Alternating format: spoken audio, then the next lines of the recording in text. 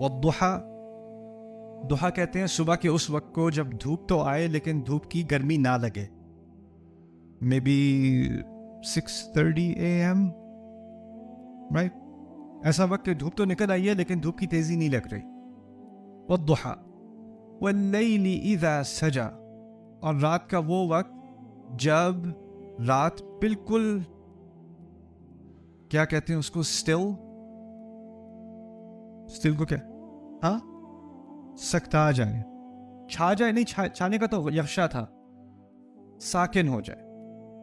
یعنی سجا کوئی حرکت نہیں ہو رہی، سجی کچھ نہیں ہل رہا، موت کی جیسی سائلنس، اس کو سجا کہتے ہیں، سجی. تو کہا والضحا، ایسا وقت جب چڑیوں کی آواز آنی شروع ہو جاتی ہے، حرکت شروع ہو جاتی ہے، ہوا فیل ہوتی ہے، زندگی ہوتی ہے. زندگی کا سب سے خوشگوار سین ہوتا ہے صبح کا وقت. کچھ لوگوں کی عادت ہوتی ہے وہ دیر سے اٹھتے ہیں، پھر ایک دن ان کو اللہ تعالیٰ کہیں سے توفیق دے دیتا ہے، وہ ایک دن جلدی اٹھ جاتے ہیں، پھر وہ کہتے ہیں چلو باہر واک کرنے چلتے ہیں. وہ باہر واک کرتے ہیں، کہتے ہیں میں آپ سے صبح ہر روز یہ واک کروں. کیا زبردست موسم، مجھے پتہ ہی نہیں تھا کہ ایسا موسم ہوتا ہے صبح کا. وہ ایک دن کا بخار ہوتا ہے، اس کے بعد وہ اتر جاتا ہے، لیکن کیونکہ ضحا میں ایک عجیب زندگی کا منظر ہوتا ہے. وہ آپ جب اس کو ایکسپیرینس کرتے ہو تو وہ باقی پورے دن کی طرح نہیں ہوتا، اس کا ایک الگ مقام ہے پورے دن میں. اور رات کا سب سے ڈپریسنگ وقت کیا ہوتا ہے؟ جب سب حرکت بند ہو جائے. میری کچھ فیملی ڈنمارک میں رہتی ہے، تو میرا ڈنمارک میں آنا جانا ہوتا ہے کافی. تو ڈنمارک میں ایک سیزن آتا ہے کہ رات 3:30 بجے یا 3 بجے دوپہر کو رات شروع ہو جاتی ہے. وہ اگلے دن 7-8 بجے تک 8 AM رات ہی رات. اور اس سیزن میں ڈپریشن بہت آسان ہے، کیونکہ اس وقت فیسلٹیز آپ کے پاس ہیں ساری، شہر وہی ہے، فیسلٹیز وہی ہیں، کچھ نہیں بدلا، لیکن کیا ہے، دن کا اکثریت اندھیرے میں گزر رہا ہے.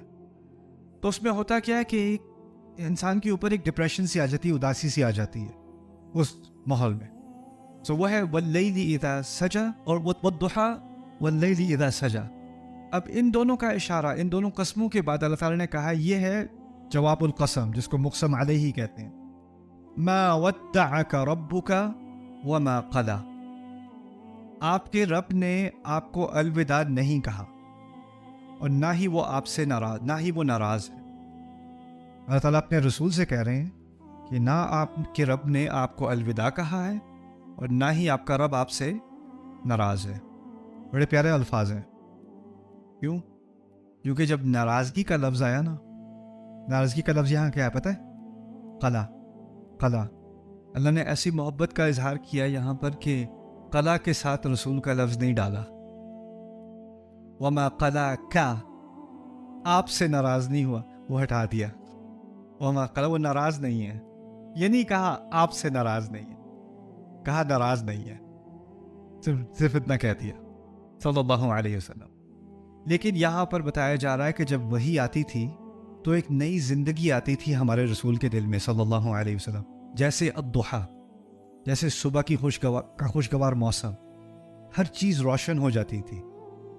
پھر ایک عرصہ گزرا کہ اور مزید آیات اور مزید صورتیں آنی بند ہو گئیں.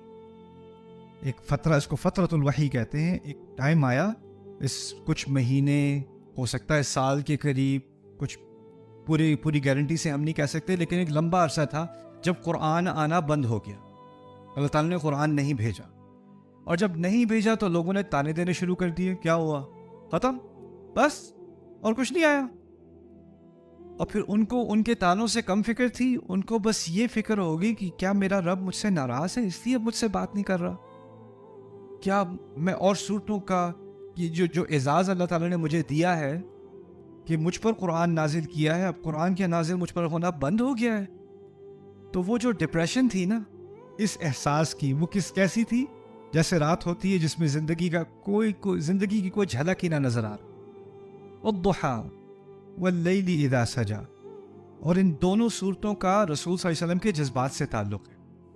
ان جذبات کا اشارہ دے کر اس سے تعلق بنایا نہیں. حقیقت یہ ہے کہ نہ آپ کے رب نے آپ سے الوداع کہا ہے، نہ ہی وہ ناراض ہے. ما ودعک ربک وما قلی وَلَلْآخِرَةُ خَيْرٌ لَكَ مِنَ الْأُولَى. اور آخرت یہاں صرف دنیا اور آخرت کے مقابلے میں نہیں کہا، کیونکہ اگر ہوتا تو کہا ہوتا وَلَلْآخِرَةُ خَيْرٌ لَكَ مِنَ الدُّنْيَا، کیونکہ قرآن میں جو متضاد الفاظ آتے ہیں نا وہ ہے آخرہ اور دوسری طرف الدنیا.